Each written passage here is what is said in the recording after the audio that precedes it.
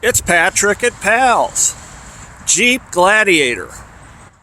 This one says Geronimo. That means you're going off-roading. That's what these things are made for. Look at those beautiful tires on it. They're 37 inches tall. Keep in mind, the tires that came with this Jeep were a lot smaller.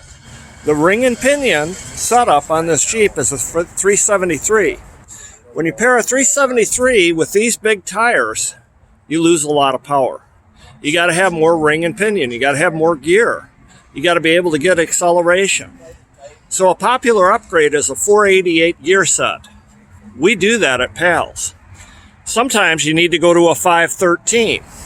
What does that do? Well, it multiplies the power going to the tires, gives you quicker acceleration. If you leave the 373 in, the truck will still perform, but it'll be sluggish. You want something with some snap, and when you're off-road, you need the pulling power. If you have an off-road vehicle like this Jeep, and you've upgraded it with tires, which you'll most likely need to do if you want to go off-road, bring it to Pals. We can install a much more aggressive rear and front gear set in it. 488 or 513, and this truck will go right down the road or off-road. If you have one, bring it to Pals. See you soon.